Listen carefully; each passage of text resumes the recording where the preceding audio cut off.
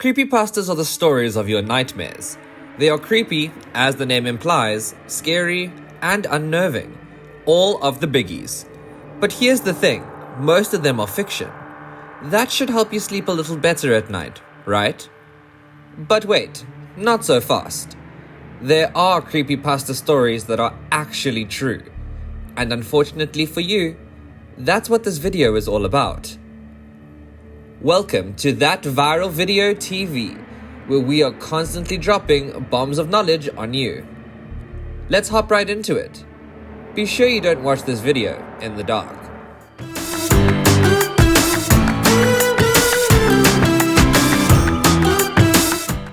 Based on the beloved 1967 animated movie The Jungle Book, construction of a jungle-themed resort in Emerald Isle started in the late 1900s.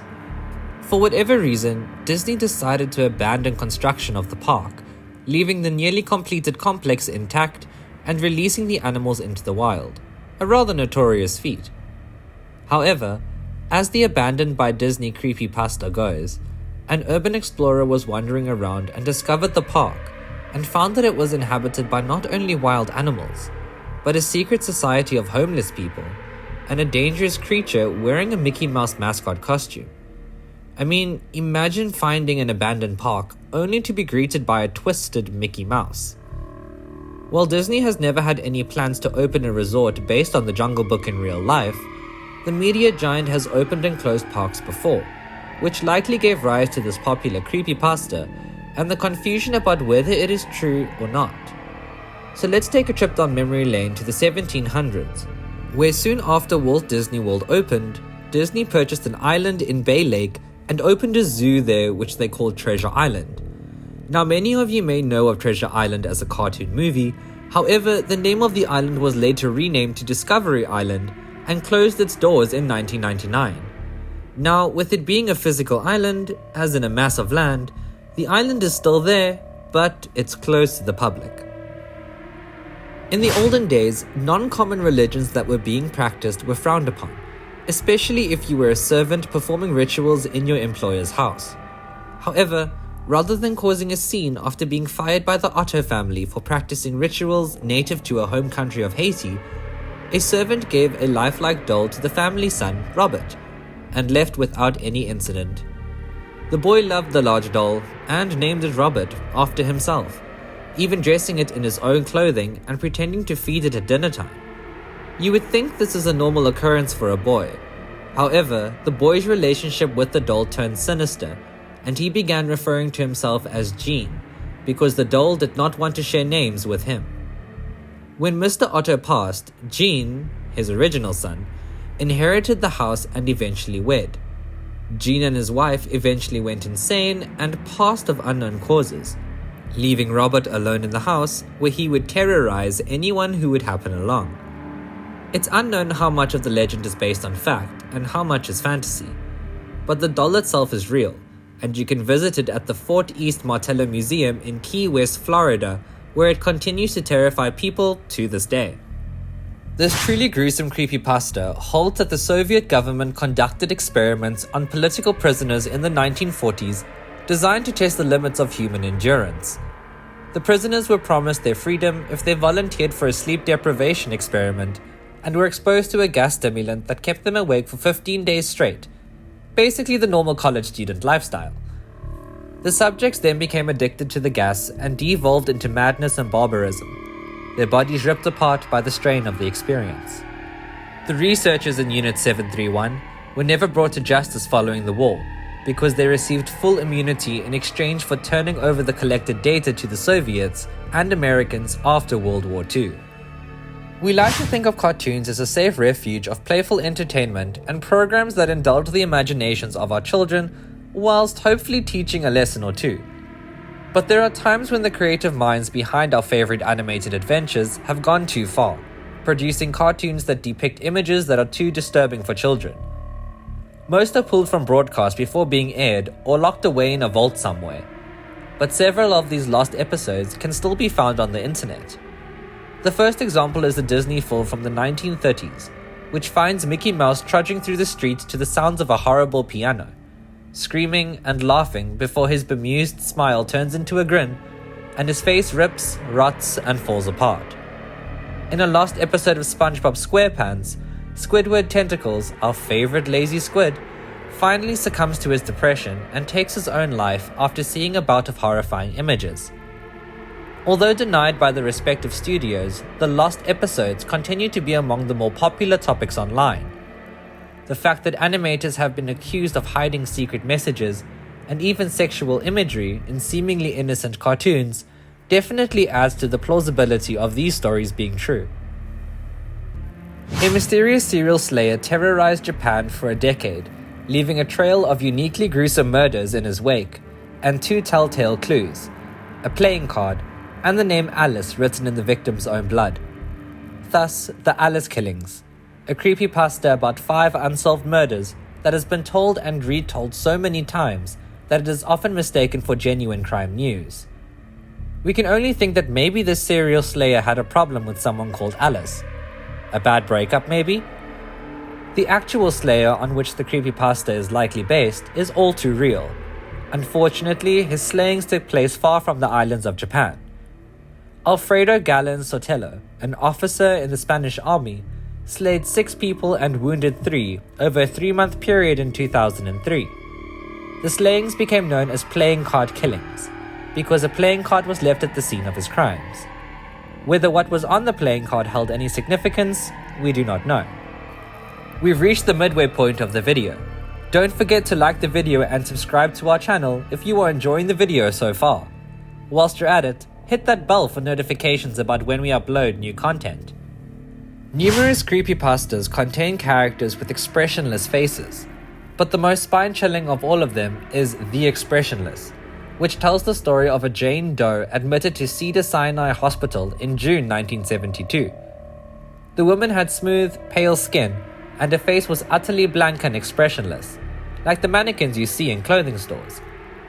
She had the body of a kitten clenched in her teeth, and no one could pry it from her jaws. The staff was terrified of her, and many of them left their stations. Several of those that remained to care for her fell victim to her powerful bite. Rather feral if you ask us. The story is almost always accompanied by the eerie photo titled "Student Nurses with a Waxwork Patient" from his 1972 book Assignments. In this case, the story is made up, but the photo is all too real and likely causes the hairs on the back of our necks to stand up, primarily because of the uncanny valley nature of the figure. Most creepypastas are based on an image or an idea, but this one comes courtesy of some terrifying sounds, the groans of hell as the story goes. Searching for oil, natural gas, and rare minerals, Russian geologists drilled more than 1,000 miles through the crust of the earth. Their excitement turned to horror when blood-curdling screams emanated from the borehole, the sounds of souls in torment. Welcome to the well to hell. Sounding like the next best amusement park roller coaster ride, there is no confirmation of a pitchfork-wielding demon residing at the center of the earth, even after the geologists having created a super deep borehole 40,000 feet into the earth's crust. The idea is that the noises come from a malevolent demon that might also have been inspired by the eerie noises heard in Mundus, which Wanguk folklore attributes to Hobomoko, an angry deity that lives underground. As the story goes, a French photographer and inventor named Edouard Martel took thousands of photos during his 2 decades traversing the United States at the start of the 20th century. Often, Martel would hide his camera and set it up to automatically take photos while he observed from some distance away. This way, he could capture life on the streets without the artifice of posing his subjects. In this case, Martel captured not life, but the end of life, in the form of the mysterious Axeman of New Orleans, a brutal serial slayer who has never been caught. Martel apparently discarded the photo as useless because it was not of good enough quality, but had he taken the time to study it, he might have become famous for catching the slayer, rather than remaining unknown his entire life. Weird for it not being the current case. This creepypasta is different than most in that Edouard Alfred Martel was a real person, but a French spelunker and not a photographer. Also, the photo that the creepypasta is based on is real and nearly 100 years old, but likely not taken by Martel. Finally, the Axeman of New Orleans was a very real slayer who took the lives of 6 people during an 18-month period starting in 1918. Described by police as a foul demon from the hottest hell, the Axeman even sent a letter to the Times-Picayune newspaper saying that he would fly over the city at 12:15 a.m. on March 19, 1919, and would spare anyone playing jazz music. Remember this? The character that was famously depicted in the 3rd season of American Horror Story? This video game-inspired creepypasta holds that a song found in early versions of the Japanese game Pokemon Red and Green, or Red and Blue in the US, contained high-pitched tones only children could hear. Child gamers who discovered Lavender Town, the graveyard for perished Pokemon, would be driven mad by the music. As the most common creepypasta goes, more than 200 children took their own lives and many more experienced severe headaches and exhibited irrational behavior.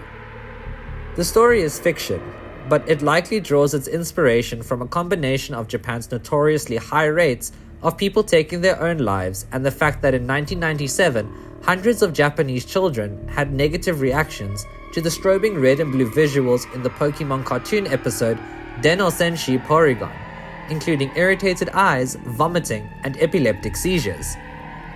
One of the more popular motives in creepypastas is that of the Doppelganger, a double or evil twin of a living person that seeks to replace the original. The truly terrifying creepypastas of this sort find a mother or father sensing that the child they love dearly has been replaced with something sinister and unholy. Fighting off an evil version of yourself might be disturbing, and weirdly linked to the plot of an American movie, but battling a horrible entity with the face of your child can be soul-crushing.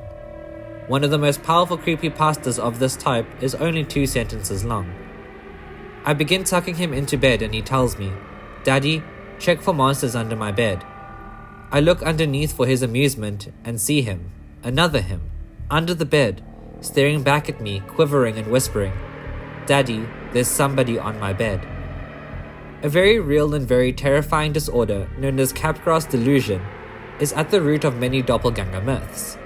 The delusion typically manifests as part of another underlying mental disorder such as dementia or schizophrenia, and causes the afflicted to react, often violently, to loved ones that they believe have been replaced with an imposter. Well, that's all folks. Be sure to let us know your favorite creepypasta stories, and be sure to like and subscribe for more videos. Be safe out there.